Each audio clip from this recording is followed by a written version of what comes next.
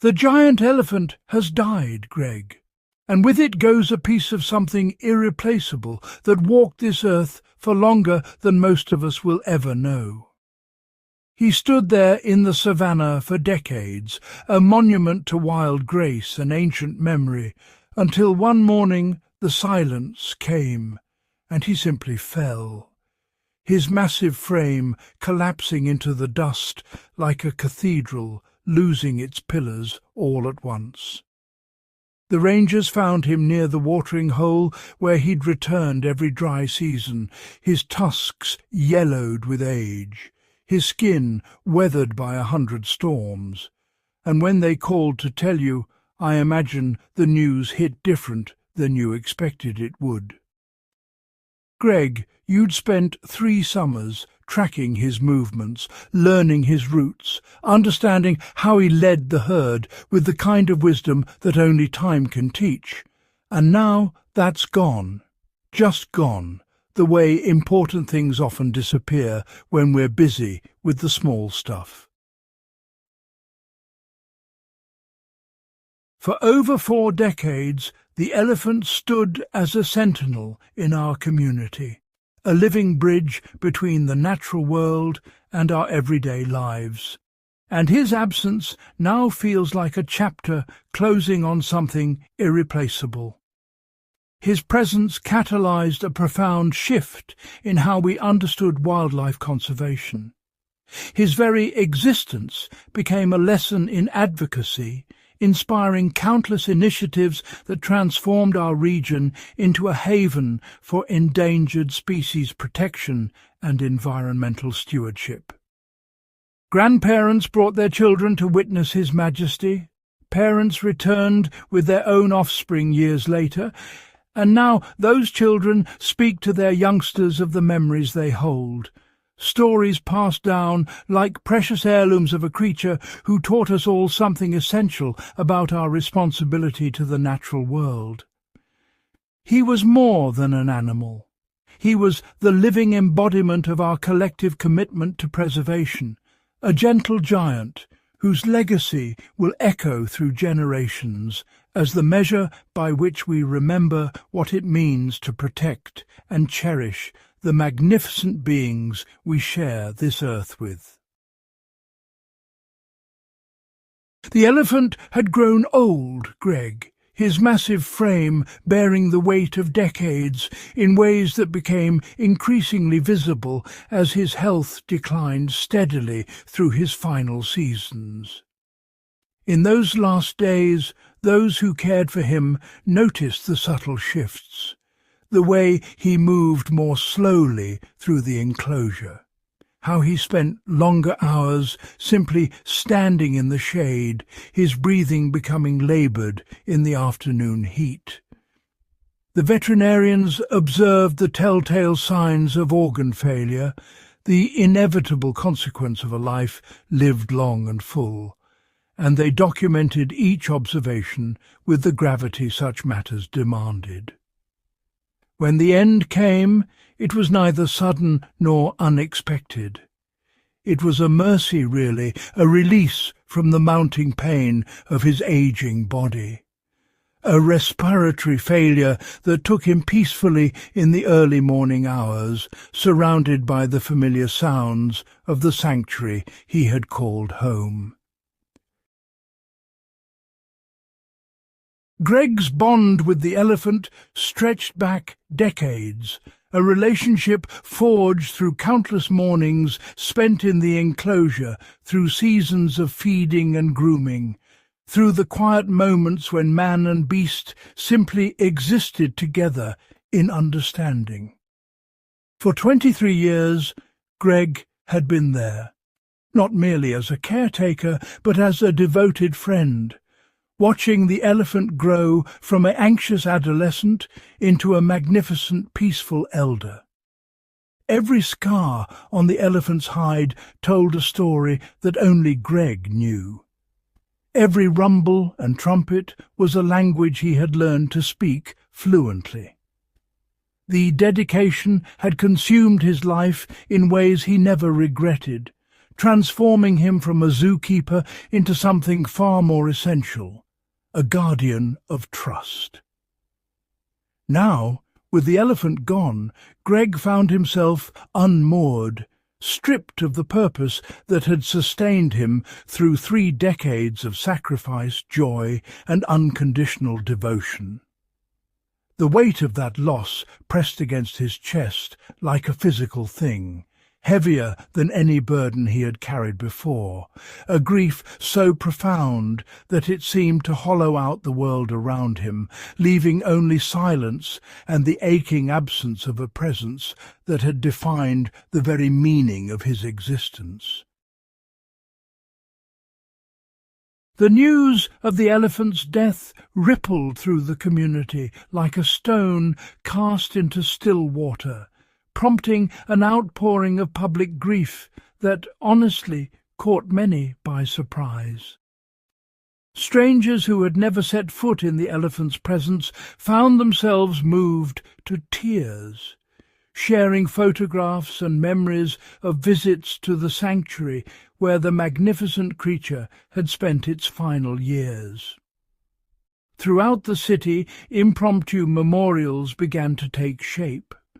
Bouquets of flowers piled against bronze statues, handwritten notes tucked into chain-link fences, and children's drawings taped to community centres.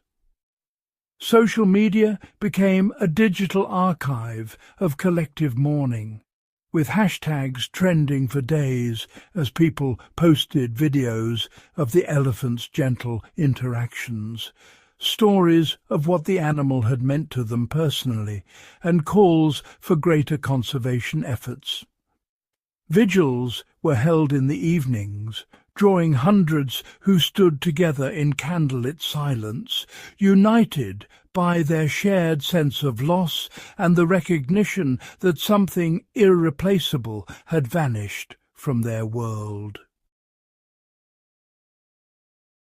The passing of a gentle giant, a life of remarkable achievement. Throughout its extraordinary lifetime, the elephant established itself as a living record of what one remarkable being could accomplish, from becoming the oldest of its kind in captivity at the age of 73 to breaking numerous longevity milestones that fundamentally changed our understanding of elephant lifespans and aging. Beyond the numerical achievements, this magnificent creature became an unwitting but profoundly impactful educator, teaching millions of visitors across decades about elephant intelligence, social complexity, and emotional depth through its presence alone. Lessons that rippled far beyond zoo walls into classrooms, documentaries, and the hearts of conservationists worldwide. Perhaps most significantly, the elephant's very existence became a powerful statement for conservation advocacy, serving as a living ambassador that inspired significant funding for habitat protection programs, anti-poaching initiatives, and international agreements aimed at preserving wild elephant populations and the African ecosystems they depend upon for survival. The veterinary team spared no effort in their attempt to save him, cycling through an extensive regimen of medical treatments designed to address the cascade of ailments that had begun to compromise his massive frame. Anti-inflammatory medications, specialized nutritional supplements, and rounds of targeted therapies that pushed the boundaries of what elephant medicine could achieve. We consulted with the most renowned exotic animal specialists across the country, flying in experts who spent long hours examining his vitals, reviewing his history, and debating the merits of aggressive intervention versus a more palliative approach. Yet beneath all the clinical expertise and good intentions lay a more sobering reality. We had to grapple honestly with what quality of life remained for him, whether the invasive procedures and extended treatments were truly serving his well-being or merely prolonging his suffering. And in the end, we came to the difficult conclusion that allowing him to pass peacefully, surrounded by his herd and free from further distress, was the most compassionate choice we could make. The death of such a magnificent creature leaves us contemplating what remains when the physical form is gone. The elephant's remains present several preservation options that institutions and conservationists must carefully consider, from museum skeletal displays that educate future generations about these gentle giants, to more intimate cremation ceremonies that honour the individual life lived. Memorial installations have already begun sprouting across wildlife sanctuaries and zoological parks, with bronze plaques and photographic exhibits capturing the essence of a being who walked this earth with quiet dignity. Yet perhaps the most enduring tributes are the lasting monuments being conceived, dedicated conservation areas bearing the elephant's name, scholarship funds supporting anti-poaching efforts, and public gardens where visitors can sit beneath spreading acacia trees and reflect on what we have lost and what we must fight to preserve. These tangible expressions of grief transform sorrow into purpose, ensuring that while the elephant's footprints may fade from the savanna dust, its influence will echo through the corridors of time, reminding humanity of our profound responsibility to the creatures we share this world with. The loss of such a magnificent creature leaves an indelible mark, but within that grief lies a profound education, a reminder that even the mightiest among us are mortal, that legacy transcends the physical form, and that stewardship of our natural world demands more than passive observation. Greg's journey through this sorrow becomes a beacon for those who follow, a testament to how one person's dedication can illuminate the path forward, inspiring young minds to take up the torch of conservation and compassion where others have left off. As Greg stands at this crossroads, he faces not an ending, but a metamorphosis.